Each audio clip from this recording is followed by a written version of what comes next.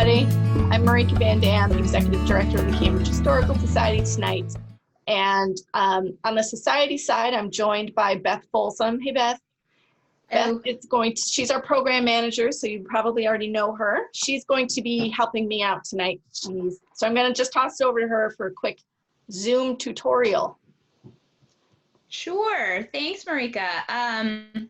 So I know by now most of you are very familiar, more than you may want to be, with Zoom, but I'll just go over a few things to get us started. So for this event, we will be muting all audience members just for clarity purposes of sound. However, you, of course, are part of the event, so please share your thoughts, comments, and questions via the chat box. We're also going to be asking some show of hand questions. If your video is on, you can simply raise your hand to indicate your vote, or you can use the reaction button at the bottom. Marika has just done her thumbs up on her reactions, so you can certainly use those instead if that's better for you. Your video will be set to on, but you have the option to turn it off, and when you do this, no one will be able to see you. We are recording the event, so just know that that's part of the process tonight. And you can go ahead, if you have a work account or otherwise are labeled as something other than what you want to be called this evening, go ahead and change that in the upper right corner of your screen. You can click on and rename yourself. And I guess the final thing about Zoom is that we're socially, we're physically distant but socially together. So please feel free to have fun, engage in food and drink, especially if you have some Squirrel Nut Zippers candy. So, and if you have those, hold them up and show them to us as you're eating them. Thanks, Marika. Thanks, Beth. So now that everyone has the primer on Zoom skills, I'd love for everyone to just hop on the chat box, say hello, let us know where you're calling in from. And I also have some fun little questions that I'd love for you to answer. One, do you know about the candy Squirrel Nut Zippers? Do you like it? Follow-up question, Necco wafers. Yes, no. I know Necco wafers, whenever I would ask that question in person at events, it was extremely divisive. And I will state for the record, I'm pro Necco wafers, love them. So feel free to drop your answer in. And this is your question on the left field. So if Squirrel Nut Zipper was not a band or a candy, what would it be? Wrong answers only, as the kids say. Wrong answers only. What is a Squirrel Nut Zipper? So other folks are coming in. Beth, I can't believe you don't like Necco wafers. It makes me so sad. They're so great. I'm gonna have to read aloud some of these because they won't carry through on the video and we're recording. So, but hey everyone, Cambridgeport, other side of Cambridge, Ipswich, Porter Square. Amy's never had a squirrel nut candy. They're so yummy, but unfortunately they're discontinued. I won't ask you, Amy or Kevin, who is the yes on Necco and who's not, but they're so good. These are so great. I grew up in Central Square, so smelled Necco while growing up. Awesome. And don't like Neccos. Necco wafers make great gingerbread house roofs. Yes, yep, that was apparently a concern when Necco was going bankrupt. People were like, but what are we gonna do for the roofs? Anyway. Great chalky goodness. Rainey says that if the Zippers weren't a band or a candy, it would be a political party. I don't know how to handle that right now. Too soon, Rainey, too soon. It's true, nobody eats their gingerbread houses, so maybe that's not a thing. Well, great. So Let's just get started. I'm mindful of the time. I'm so excited everyone's here tonight. Thank you so much for participating in that little exercise. I want to make sure that you feel comfortable participating the whole time. Feel free to put your thoughts and comments in the chat box. We're going to have a conversation tonight, so you can ask questions at any time, and we'll get to them and answer them. So this is our kickoff event for a brand new series, Shaped by Cambridge. This is an event I've always wanted to do, just talk to amazing and interesting people that have been influenced by the city. So COVID's been terrible. It's the worst thing.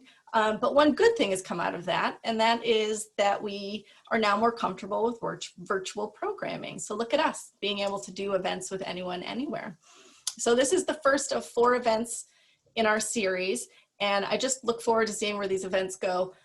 I do have a request. You don't have to answer it right now, but do let me know at some point who else should be featured in this series. Would really love to have your thoughts on that.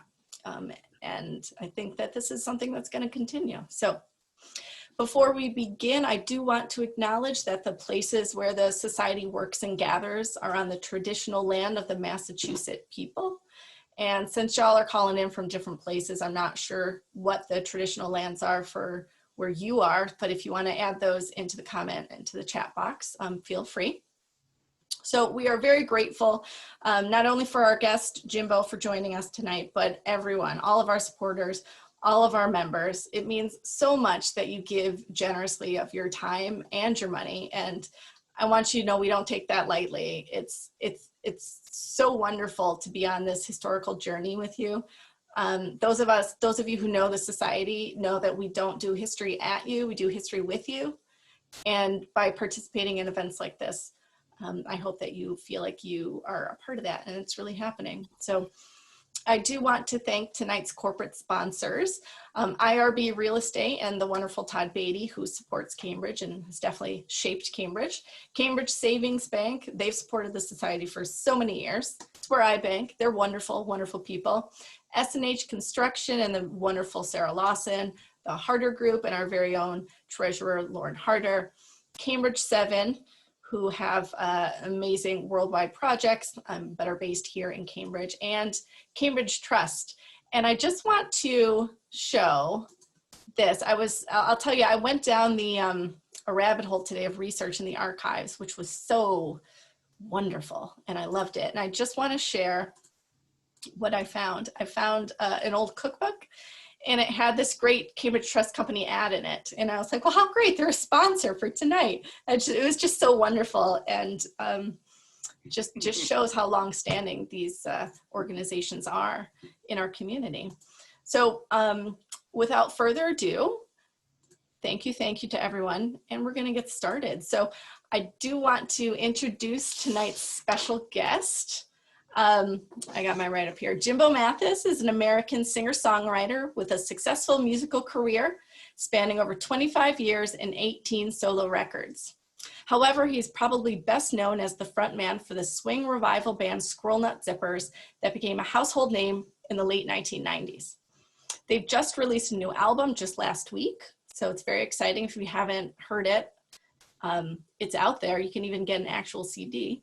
It's a mix of new original songs and covers from long gone times. So one of the reasons that I love the Zippers is kind of captured in this quote on their website. The Squirrel Nut Zippers sack and plunder the old weird America, then sail off to further distant lands. And if there's any way we couldn't love Jimbo more, he's actually publicly stated that, quote, he gets ideas off of historical markers. So clearly he's in the right group. He's here with us tonight to talk about his experiences in Cambridge, his relationship with Hollis Garrish, the owner of Squirrel Brand Company, and how he has been shaped by Cambridge. So please join me in welcoming Jimbo Mathus. Yay. Hey everyone. Hey, that was a great introduction. I really appreciate that. Thanks for being here. So I want to jump in with my first question. So you've kind of bringing a tear to my eye to think about Hollis and all the old days, when we first met him. So I've really been looking forward to this as a historian myself. It means a lot. So I appreciate y'all listening, and I appreciate you, Marika, and everybody having me. So This is going to be fun. Yeah. That's so awesome. No, we're so jazzed to have you. So my question is, you've described the Squirrel Nut Zippers as, quote, a name that sticks in your teeth. And I love that. It makes, like, it really, I totally get it, but I'd love to have you explain what it means to you. Well, the flagship candy for the Squirrel Brand Company was the zipper, the nut zipper, and it was a very uh, you had to savor it for a while. It's going back into an older time where you couldn't just eat the candy rapidly. You kind of had to let it dissolve in your mouth. It was an all-day candy, so you would lose some fillings and whatnot if you tried to just really chomp down on it because it was made to last. So it was a 5-cent candy, and I mean, a perfect story is the way I found out about the Squirrel Nut Zippers. Um, Going back to 1989 in Morrisville, North Carolina, I was driving a backhoe on a construction job in this little store in Morrisville, North Carolina. We would go and get the workers would go get our lunch if you didn't bring your own lunch, etc. And or soda pop or whatever you wanted. And they sold Squirrel Nut Zippers in Morrisville, North Carolina at this little crossroads store.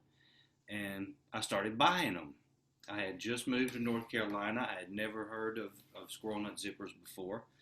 The packaging struck, leapt out at me with the little lightning bolt and the squirrel. And that's when I started purchasing them. So as a backhoe driver, or heavy construction worker, you could just put it in your mouth and sort of let it dissolve, and it gave you like a nice flavor of sugar buzz, like until lunchtime or until dinner when you got off or whatever. So you don't need a lot of them because they're a hard candy, very old fashioned. I mean, we're going back to the 1900s in early 1900s when the zipper brand originated, and so yeah, you would pull your teeth out if you really tried to chomp down on them, and that's the origin of that quote. But I can only imagine how people back in the 20s and 30s, accepted them and loved them, and who all the different people were who purchased them. So I was a grown man when I started eating Squirrel Nut Zippers. I wasn't a child. It's amazing to think of the reach of what was made here in Cambridge, and it made it all the way down there, and it was fate, because then what happened?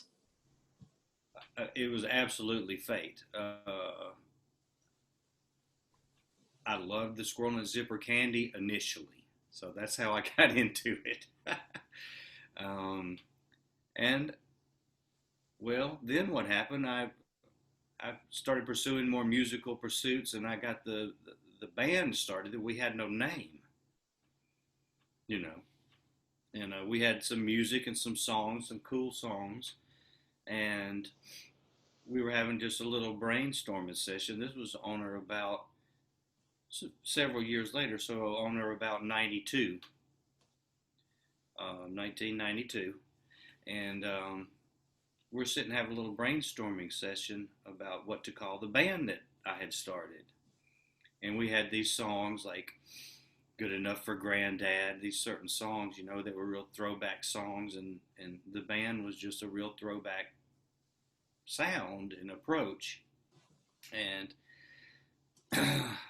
we were discussing it, and somebody had mentioned, I don't know if they mentioned Necco wafer or something. We got on just a little rabbit hole conversation about candy names that we could use. And I said, aha, Squirrel Nut Zippers. And everybody looked at me like, what are you talking about? I said, yeah, it's a candy. I used to buy them in Morrisville when I drove the backhoe. And immediately it was clear that was the name of the band. And so we decided it then. So, but But there is, of course, this, I'm sure somebody was like, well, what does that mean? And did that have any influence? Because I so didn't know there, at the time. It was a mysterious product that I had bought in Morrisville, so it was really obscure to us, which is perfect. You know, I'm a historian myself. I like the ephemera and the arcane, you know, and so we really didn't know. And this is pre-computer, really. You know, we didn't have computers, we didn't have Google or anything like that. I'm not sure how we found the address of the Squirrel Brand Company in Cambridge. Probably went to the library and did some cross-referencing and whatnot, you know, and found out, okay, it's a company in Cambridge. I don't think the name Cambridge is on the packaging. It may have been. Uh, I'm going to pause you there, and we're going to look at some wrappers. I don't. It may. It's Let's check it out. packaging. Okay. So I was in the archive today, and there are these wonderful labels. The taffy. Yeah, that's the taffy. That's the taffy. See, on the side it says Cambridge, Mass on the side. Okay, then that's what we did. Yep. So we looked up in the phone book. This is from on the back of some taffy, and so here's probably There's the wrapper. Okay, Cambridge, Mass, right there. Yeah. Right on the side. And so we started reverse engineering. We went to the library, I assume. Look at that. We'll look at those in a minute. I want you to keep going. And looked up their address, and I typed a letter out on my typewriter. There's the typewriter, it sits right there, and sent them a cassette tape. Many people are historians. Maybe you remember the cassette. And so we were doing our due diligence because we were about to make a little record, you know, and we wanted to, okay, we have to get the approval or change our name, you know. And so I typed a letter out to whom it may concern. I have a band in North Carolina. I found out about your candy in Morrisville, and I'm including a sample of our music. This is good enough for Granddad. I'm sure was on there. Just a very homemade tape. You wouldn't really expect a response, you know.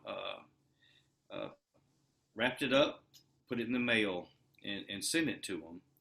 And we got a letter back from Mr. Garrish on his letterhead, on his stationery, and said, I love your song, and yes, you have our full permission to use our name. And he did a little brief paragraph with a sort of a waiver, or whatever you want to call it, a permission. And it said, go for it. That's just, it's so remarkable to hear that story because I mean, it like, makes the hair stand up on my arm just thinking about it. like Because that, we were nothing, you know, we were just absolutely nothing. And Mr. Garrish gave us permission. That meant the world to us. We didn't know who he was, or we had never seen the factory, or really knew nothing about Cambridge at that time. But that's how it started. About 91, all that went down. About 1991. do you think if it were to happen today, that would happen differently? Oh, 180 degrees differently. I mean, it was the factory, the personnel there, the ethos of everything. Yeah, it would never happen like that. And as a matter of fact, over time, it changed after Mr. Garrish passed, and the company moved to different hands. But it was just very innocent and just fun, and he was very excited. He said, "I love the song that you sent," and it was an old vaudeville sounding swing jazz song from his era, and it was just perfect. It was synchronicity there. So you started using it right away. So right away we made the first record. It was a 45 on Merge Records, and we got permission. My only regret is that I don't possess the letter that he wrote back to us. It's gotten lost over time. If I could go back and find anything that I had lost, it would definitely be that letter, because it was typed on a very similar typewriter as mine. And then we started to develop our relationship. It started small, but then our band blew up quickly, and the attention started becoming focused on the candy very rapidly. So tell us about coming to Cambridge and meeting Mr. Garrish in person. Well, so shortly on or about 93, we put out the first full-length album. Started really taking off. We got a big feature on National Public Radio, Morning Edition with Bob Edwards, and started kind of blowing up pretty fast. Within a couple of years of that first cassette that I sent Mr. Garrish, I didn't even know I just put to whom it may concern, but after the letter came back, I knew Hollis Garrish and the address and everything. So it started blowing up real fast. We kept close contact with him through all that time as our concerts started picking up from 100 people to 500 people to 1,000 people. So Mr. Garrish and the crew at the factory, we said, hey, could you send us some candy? We'll give it out at our shows, And that was a big part of our shows was the candy, for many years up to the end there. And so, yeah, we started getting cases, of the candy. And they came in, little wax boxes about size smaller than a shoebox, maybe half the size of a shoebox. And we started just giving them out all over the Southeast, up the East Coast. Of course, we played in Boston. Boston was one of the first towns that really broke the ban, the radio station up there. Boston was our first really big town to start breaking the band on the radio, and so on or about that same time what was the name of the place we used to play in Boston? It was a Middle Eastern restaurant. The Middle East, maybe here in Cambridge? The Middle East, yeah. Okay, well, that's where we played. That's awesome. And that's the first time we went to Boston. It was in the middle of winter time. It's freezing cold. It was just a punk rock club, Middle East. That's exactly right. So just a quick show of hands here. Who's been to who's gone in the freezing cold to a show at the Middle East? Thumbs up. Yeah. And we all caught the flu. Oh, but on or about, it probably wasn't the first time, but soon enough, we had arranged, our publicist had said, hey, let's go meet the people at the factory, meet Mr. Garrish in person. It wasn't long. I would say about 95, we actually went there for the first time and went to the factory. I would say around 1995 was the first time we actually went there and arranged all that, which wasn't hard to arrange. You just called them on the phone, but that's the first time we went to the factory there at Squirrel Brand Company. Well, I have so many questions about what it was like to go to the factory. I know that there is still candy made here in Cambridge in Central Square, and it smells amazing when you go by on the right day. But nobody can get inside. It's heavily guarded. Oh. So tell us about going there, and maybe now I'll pull up some photos. Sure. And we can take a look together. So this is, I'll give a little bit of background. In our archive, we have the Hollis Garrish collection. And that's what some of the materials that I showed earlier, and I'll show more of, that's what they're from. And they have some really amazing photos. So they're crushing the peanuts with that roller. See, every picture you see here with the machinery, it's exactly, there's the building right there. It's exactly how they did it when we went there. The machinery hadn't changed in 80, 70 years at that time, I guess. Yeah, so I They moved to Cambridge in the 30s or 20s.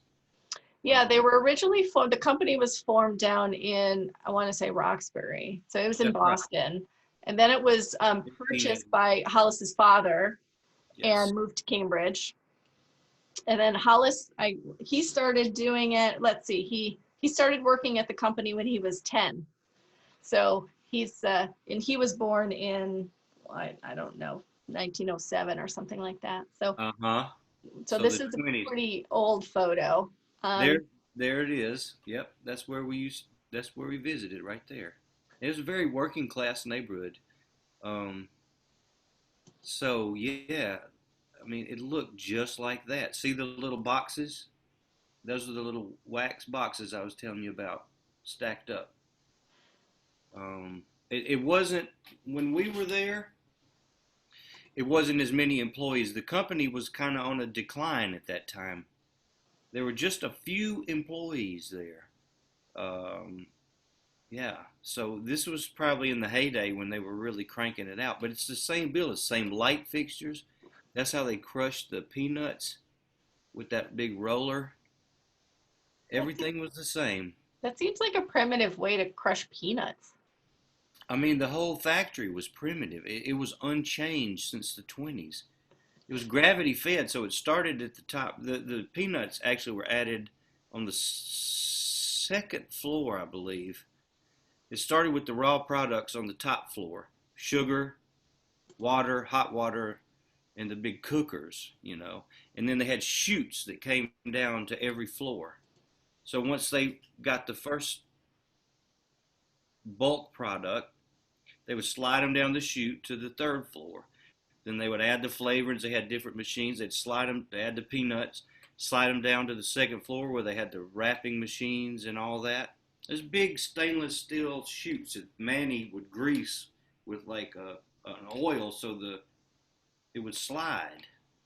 And that's the exact factory right there. It looks exactly like it was when we went there. Did it smell like peanuts? Oh yeah, they roasted the peanuts there. It smelled incredible. It smelled like sugar, cooked sugar. You could smell it all over the part of the neighborhood, and it was a big part of the neighborhood. You know, even though it wasn't didn't employ a lot of people there. Say the secretary and Manny and the few people that worked there. All their family lived within a block or two of there. Manny just walked to work. I'm not sure where Mr. Garrish lived. Now, see these. So all these things that you're seeing now, all these promotional items, they were in a vault behind Mr. Garrish's desk in his office. It was full of all these antique promotional material. And so the first time we went there, on or about 95, I'd say. Um, Mr. Garrish, I mean, just a well-dressed gentleman. He had. Has anybody ever read Confederacy of Dunces, the Peter O'Toole? Okay, I'm getting some thumbs up there. So, okay, so when Ignatius went to work at Levy Pants, that the way that it's described in Confederacy of Dunces is exactly like the way the Squirrel Brand Company was. It was just trapped in time. They had their heyday of many years earlier.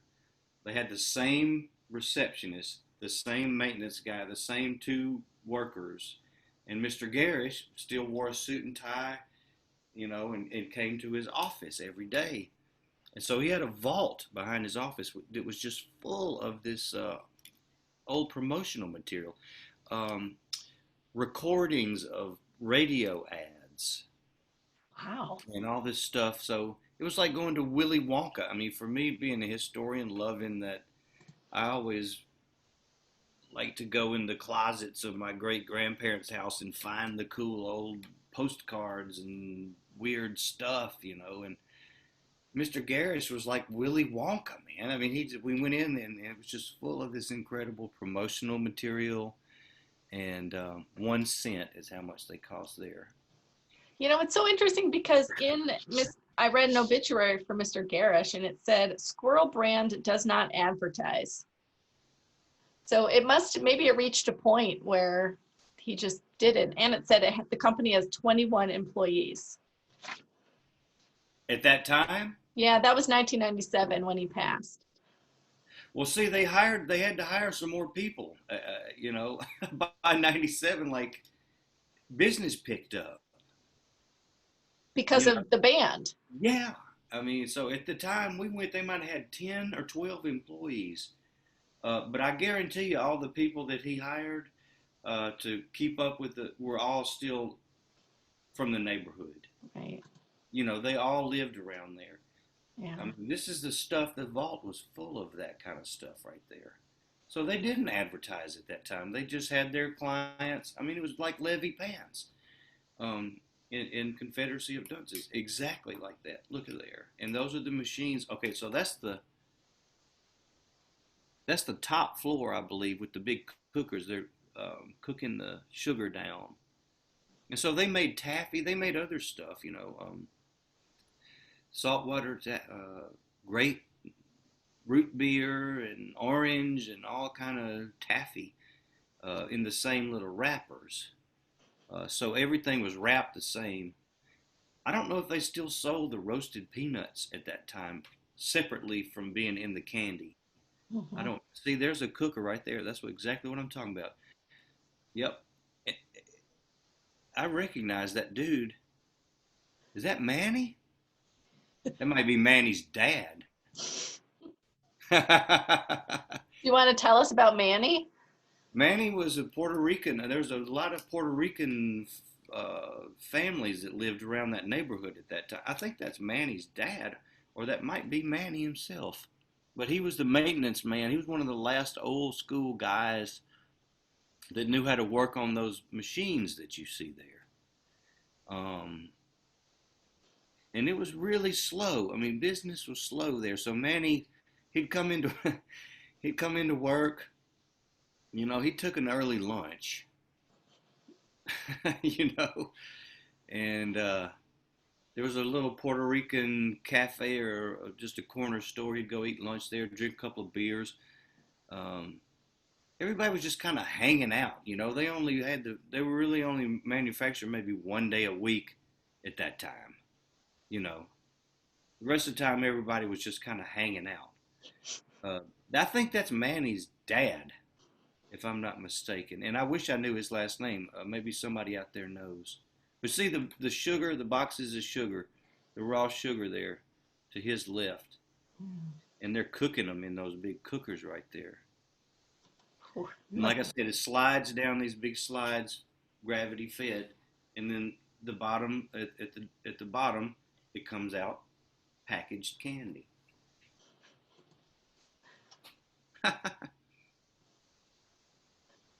Wow. Okay, that's the packaging machine. You see the boxes to her left, that's full of candy. That's Squirrel Nut Zippers they're actually making. But you see the purple, that's the grape. See, this is actually where they're getting wrapped in the wax paper. And they used to employ a lot of people in it. Yep. That's on the bottom floor. I'm sorry, the second floor. And see how they extrude it? Okay, so see how it's coming, it comes down in big blocks of the candy. They're extruding in here like a sausage shape. And then they chop that up. This is on the top, second, I think it was a 4-story. I believe this is on the 3rd story where they're getting it to that shape. And look, she's got a little oscillating fan. No, I love that fan. And the colors of this photo are just... I mean, everything was just like this. It hadn't changed one bit. There's some cookers, so that's the top floor there. Yep. That's the packaging. So see the boxes up there. That's the 2nd story. And yeah, look how many people worked there then. I mean, it was almost deserted when we were there Yeah. the first time. Look at there. I wonder how many people. It looks like a V8 motor running that thing. Um, it's very primitive, you know. Uh, I wonder how many people in the neighborhood worked there. That's the top floor. So you put them on those stainless steel trays, big tables, and let it cool off. Hmm. Wow. I haven't seen these since I was there. So when That's the Mr. Garrett, peanut roasters there. That's how they roast the peanuts right there. Those machines, those ovens. That's on the top floor, or I believe as well. so you said the first time you visited, did you go more than once? We went several times. Once we developed a relationship, well, we got the key to the city of Cambridge in a ceremony um, for helping, this company have like a heyday in its final days. I You know, definitely and, want, I and want to hear about the key to the city. Let's just finish with these photos. There's just like a couple left, but see, um, everything was exactly the same. All those tables, everything. yeah. Nothing had changed. Look at there.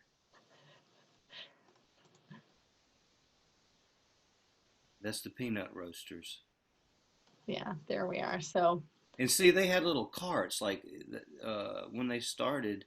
That last picture you showed, it had a little wagon in front of it. That's how they started selling them in wagons on the street.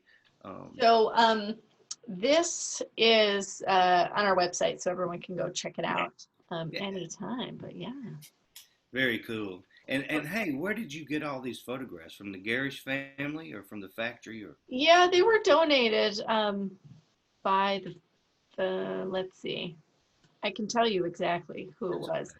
okay. Just Um, Lisa Norling and Stephen Ruggles. I don't know who they are, huh? but yeah. So I haven't been looking at the chat. Beth, is there anything that we need to talk about that's come up? There has been a lot going on in the chat, but it's super interesting. Folks are just talking about the old building and that it's still there and the sign is still there. So a lot of trips down memory lane. Tatiana says on the sold out album at the end of the song I Raise Hell, which she notes is a great tune, there is a commercial recording advertising Squirrel brand salted peanuts, and she says it's a great little addition to the album. So Well, that's that came from the vault. When we met Mr. Garrish for the first time. There's these big recordings. That's I've got a nickel. I'm gonna use it. That's the the little ads that he had saved. Um, That's I awesome. love I love that little skit they do on there. It's a radio ad. And he had never thrown anything away as far as their promotional material, advertising material. He was so proud. That was one of the greatest days of my life. Um, it truly was. Was he there when you got the keys to the city?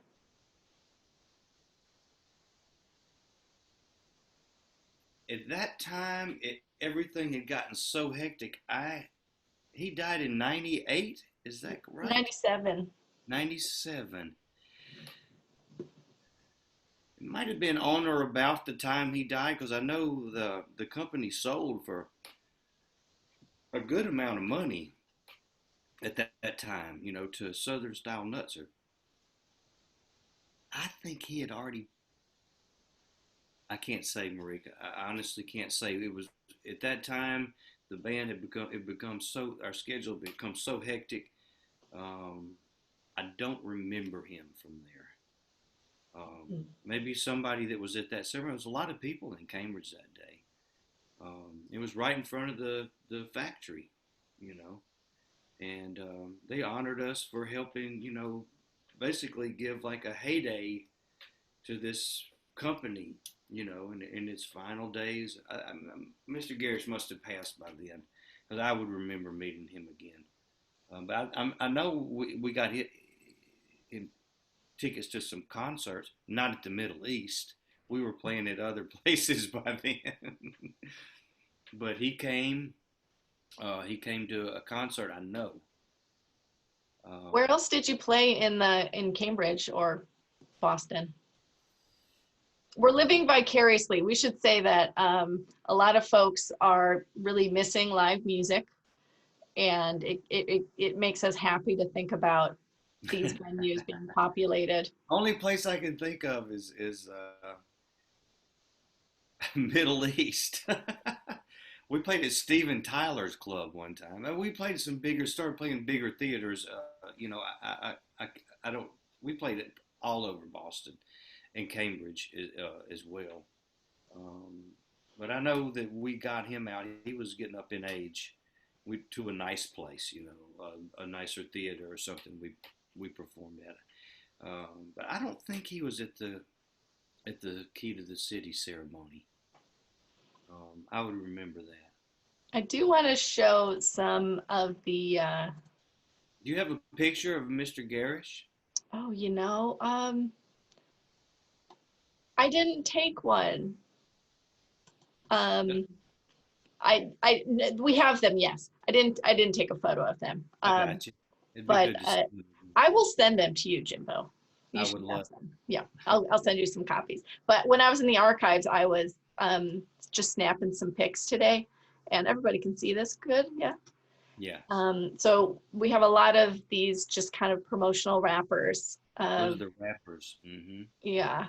And this I found really interesting. This is a taffy box, and on the back it says, Squirrel brand still produces consistently satisfying product. But what I really liked at the bottom, it says the people that produce Squirrel brand products are proud of its heritage and feel they are part of its future. And copy editing aside, some apostrophes where they shouldn't be. What a lovely sentiment that was. I mean, you couldn't pick a better name for our band and a better merger of philosophies there with our band and their philosophy and their whole background. It was just perfect. It was like something out of a dream. You just can't make this kind of stuff up, There it is right there. There's Mm-hmm. Started it all. I thought this was kind of lovely. I was wondering if anybody in the audience can visualize these at their local store. If anybody can remember that, yeah. Nice. Those are the flagship brands, the Nut Zippers. You know the story of the name of the Nut Zipper, right? You tell us. Well, does anybody out there know? I mean, I know, but it's kind of gone through a mythological story. But it came from Prohibition, right? When alcohol was illegal. Of course, there was a lot of bootlegging going on in the Boston, Cambridge area, especially. And I guess apparently, from what Mr. Garrish told me, and he might even had the news clipping from the day, there was a bootleg liquor product called a Nut Zipper.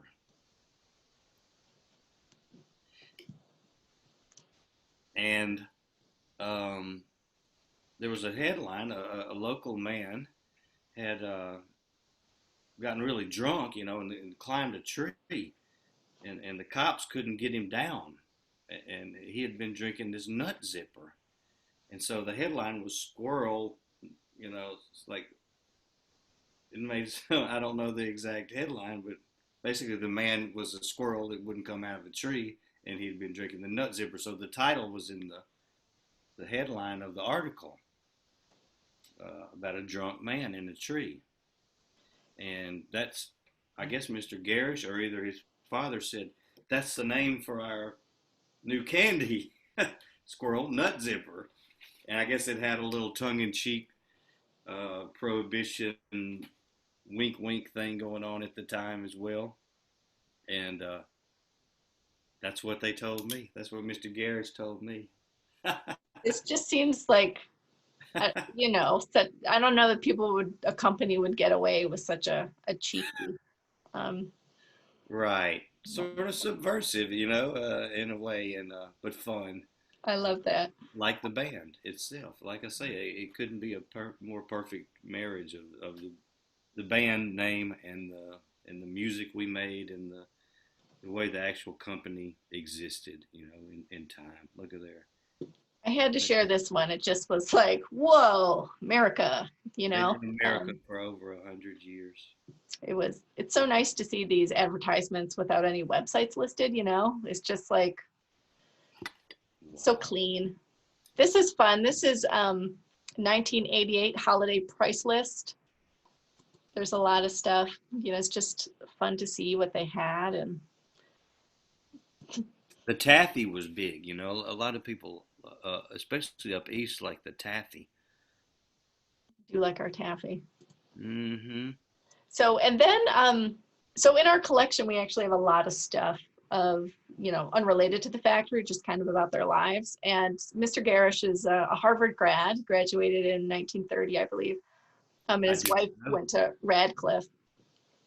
And I just remember when you and I originally spoke, and you talking about how he felt drawn to your music because it did remind him of his favorite music. And so when I saw these dance cards, it just made me think of that. What were they? You know, they were just so lovely.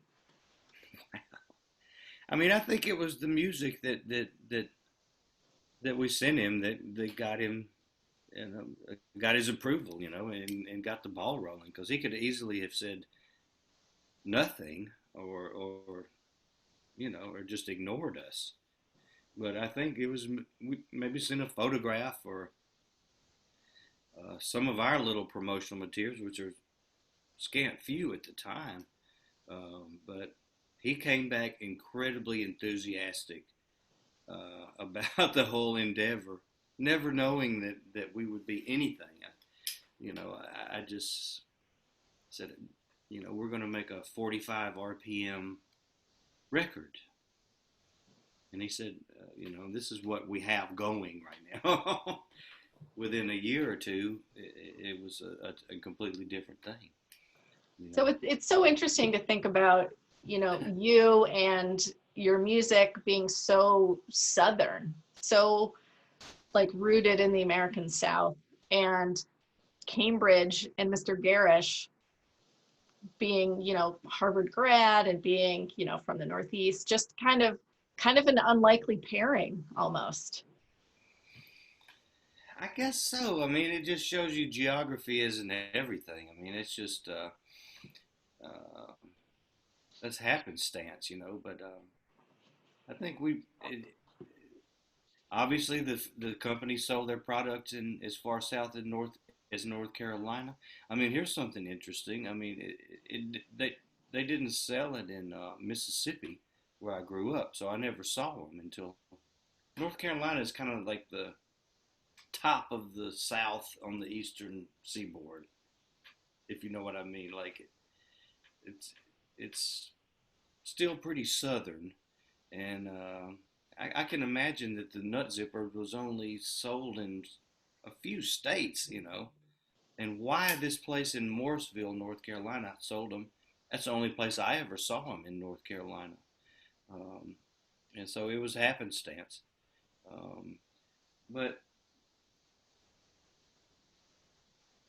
as soon as we met, it's like meeting a long lost grandfather or something, or just a long lost friend, even with him. You know, he was so open and so excited about this company still that he had, you know.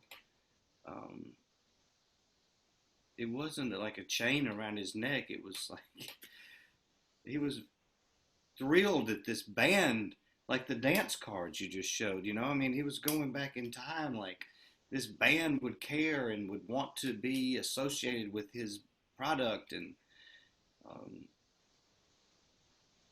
it was incredibly moving, and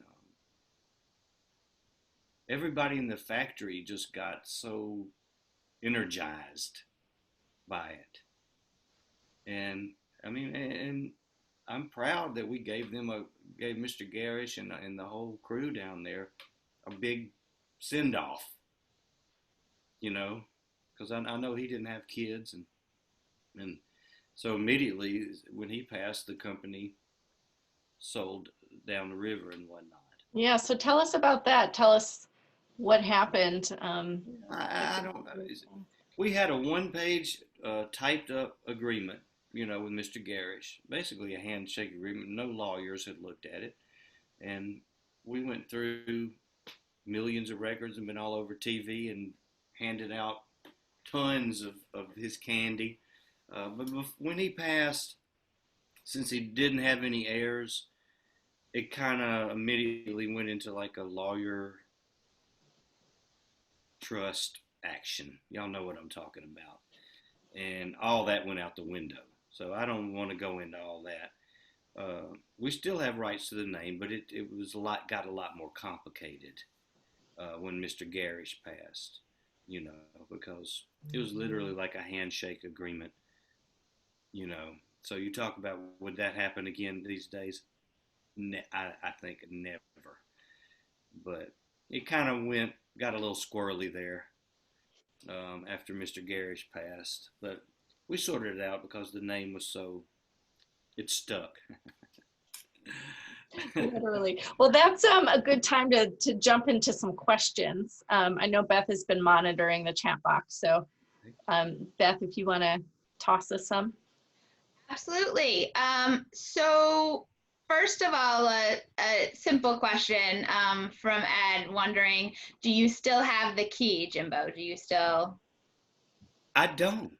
And I don't know who got that. I was sitting here thinking it was a physical, like an old school key to the city. Maybe somebody else in the band has it. I didn't end up with it. I wish I knew who had that.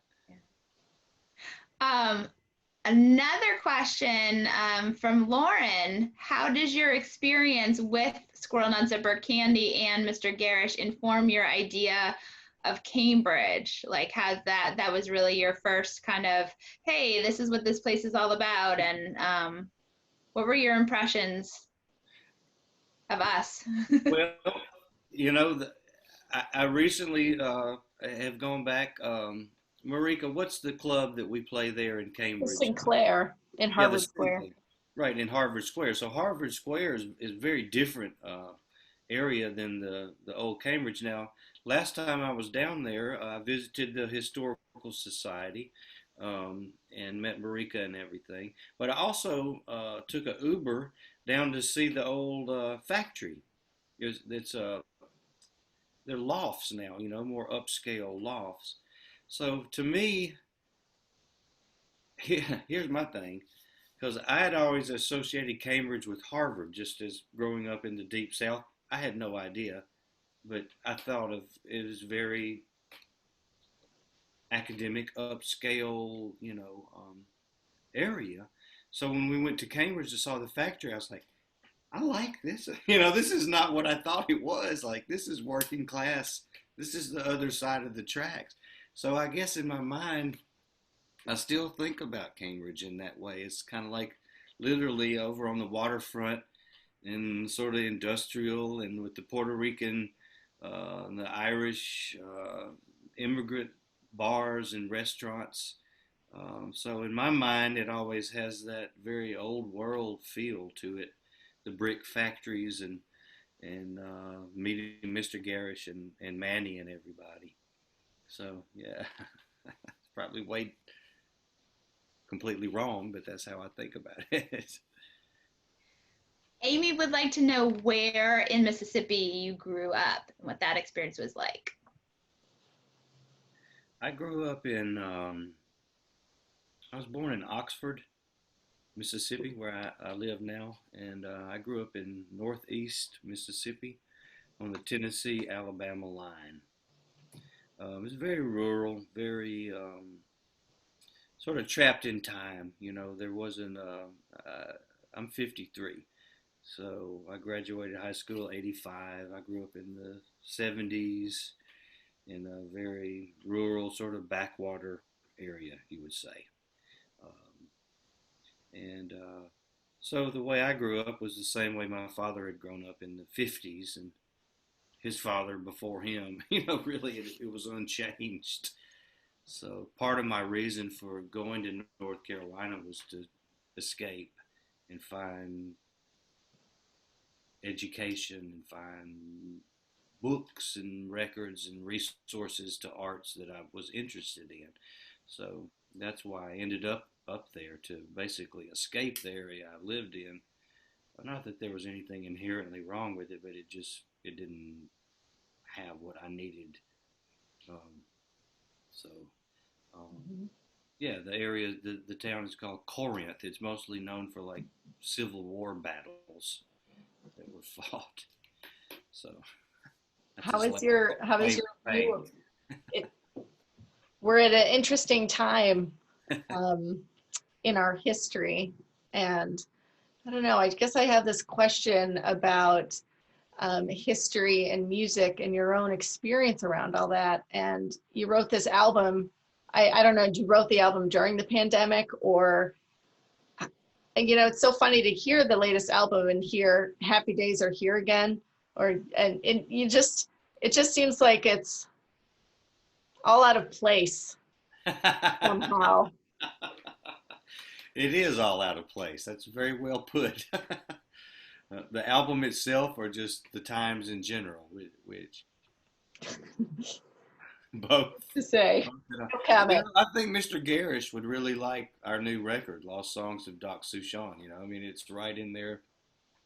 I think he would really enjoy it if he was here. And so that song, Happy Days Are Here Again, that was concurrent with his era on the dance card. You know, and so that would have been a song that would have been popular then. And so, but you know, it's not that hard to put together, because when that song came out, it was in the Depression, the Wall Street crash, and all that, you know, and so it was more something to convince people that happy days were here again, but so the reality didn't jibe with the popular song, and that's, you know, I didn't. I recorded that before the pandemic. Like, this whole record was recorded before the pandemic, so we were supposed to be out at Sinclair and all up there with you guys, man. You know, like heavy duty.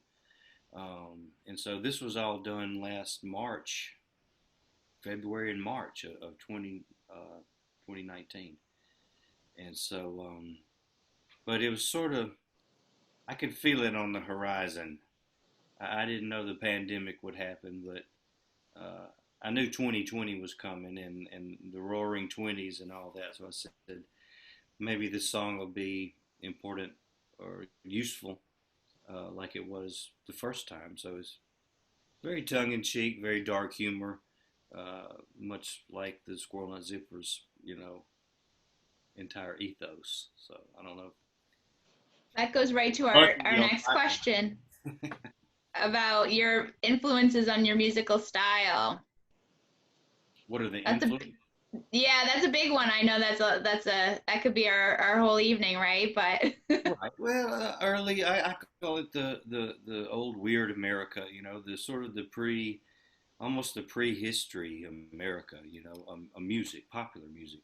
So starting with, you know, because we base it from the jazz era, the 20s and 30s and 40s, filtered through a modern aesthetic. You know. There's nothing that we can't do, but we sort of, our ballpark is like the 20s, 30s, 40s, jazz, vaudeville, sort of almost pre-recorded music. So I mean, I could list hundreds of artists, but yeah, it's like a hyper vaudeville band. You know, with the costumes and everything else.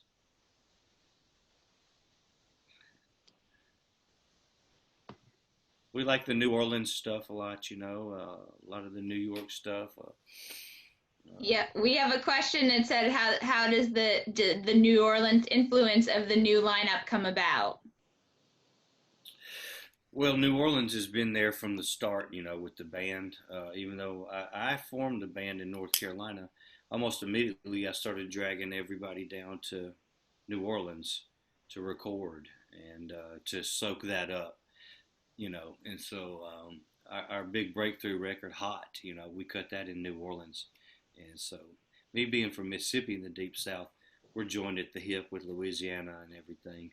And my background on the river boats and all that stuff I did as a deckhand put me down there at an early age to see the brass, and that type of stuff. So, '96 is when I first drug the Zippers from North Carolina to New Orleans, and then we've been very tied in. I've been very tied in with the city ever since. When we think about New Orleans, it's very distinctive. And, in thinking about our conversation tonight, we actually had a discussion amongst ourselves about the Cambridge sound and wondering what that is. And this is maybe a question for other folks in the audience. Cambridge, of course, has its great folk roots, right?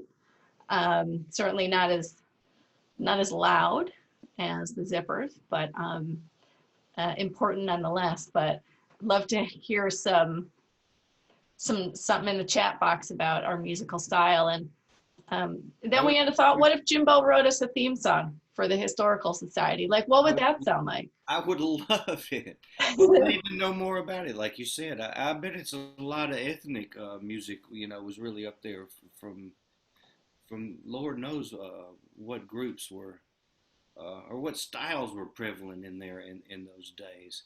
Of course, jazz was a big, motivator and a big mover starting in about the late 20s, in Boston and Cambridge area. I'm sure had its fair share of the jazz sound, and of course rock and roll bands. But yeah, I'd be interested to know what all that entailed. Mm-hmm. Yeah, I'd love to write a theme song. That'd be great. Great, we got you on record. Wow, yeah. Wow. Good thing we're recording this. So I am mindful of the time, and I don't want to keep everyone too long.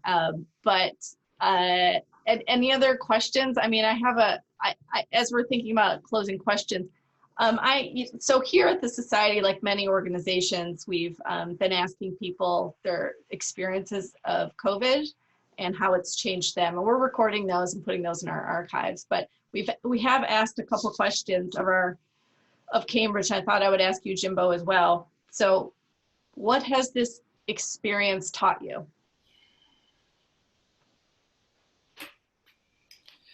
I'd say patience, a lot more patience. I thought I was pretty good at patience, but more patience. It's taught me how fragile our country is and our economy is, and perhaps how much of the rat race was really sort of like not important, I think my job is important. I think my job as an entertainer, a writer, uplifter of spirits. It's almost showed me that my job is more important than I thought it was. I don't know. That's a heady question, but maybe some answers like that. Yeah. Definitely a lot of patience. So this is maybe a little easier, maybe not. What is something you want people in the future to know about this experience?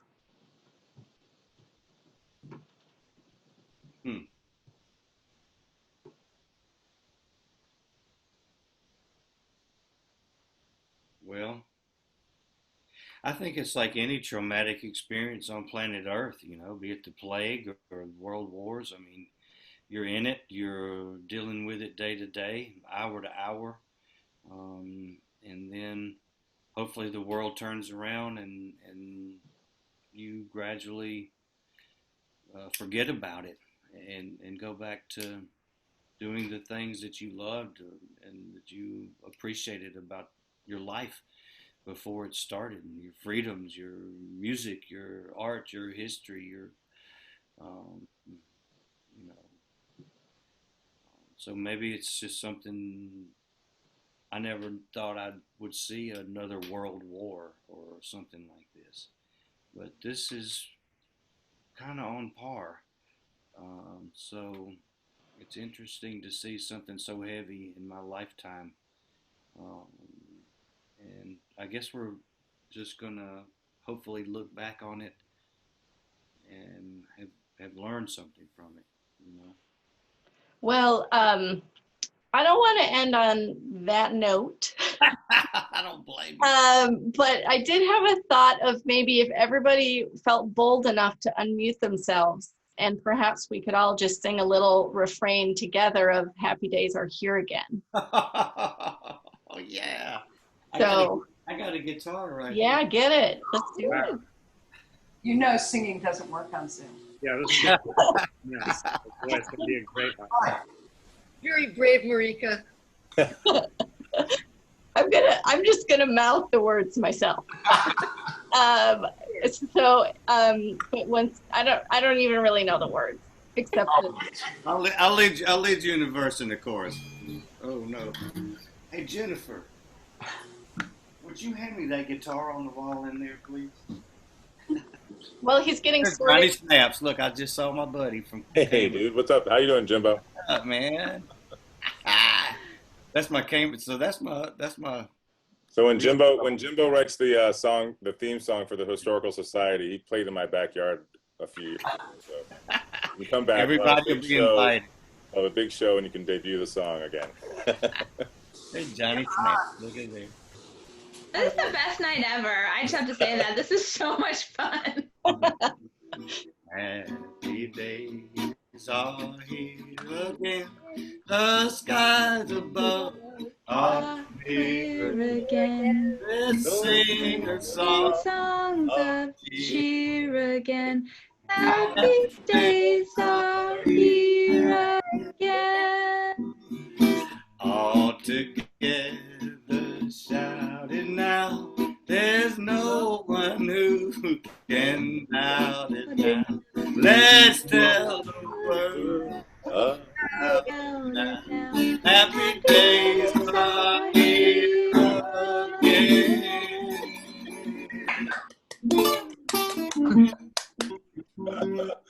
That was like old times. Like old time. Look at all these nice people. Wow. Good singing, everybody. Bravo. Well, yeah. Where are all those applause? Come on, let's see all the applause. Yeah. Applause going. Yay. Well, I do want to thank one more time Jimbo for joining us tonight. Couldn't have picked a better person to kick off the series. This is just such a delight. You really embody what it means to be shaped by Cambridge, and you explain that so well. And we can't thank you enough for all of those memories that you shared with us, and just this wonderful experience. It's gonna hopefully carry us through some dark days ahead. But we can't wait also, when you come back to town, we will all be here. So excited to see you in person, in the flesh. So I want to say again, thank you to everybody for joining us and supporting the society. This is what local history is about, and we're really glad that you're joining us on this journey. You know, we have 3 more of these coming up, so mark your calendars, settle in. Don't know if we'll be singing, but who knows where it's going to take us, and we're just going with it. So, Yay! yay. Tatiana. All right. Pass them around. I would pass them to all y'all if I could, let me say. Zippers. That's awesome. I think I got this at a show maybe 12 years ago, 10 years ago, but I've had it says Squirrel Nut Zippers, so I don't think it's the original candy, but It is. It's real. I've never opened it. I've been waiting for a good day, and maybe a happy day will come soon, but It always makes me happy to go in the fridge and see my zipper candy. Awesome. And I would have never known that if it hadn't been for you, Jimbo. So thank you for that, for introducing me to good candy, quality candy. I approve. I love it so much. Thank you, everybody. And we'll see you soon. See you at the big rodeo. Thank you. Good night. Bye bye. I love being here. Thank you. Thank you. Thanks, Jimbo.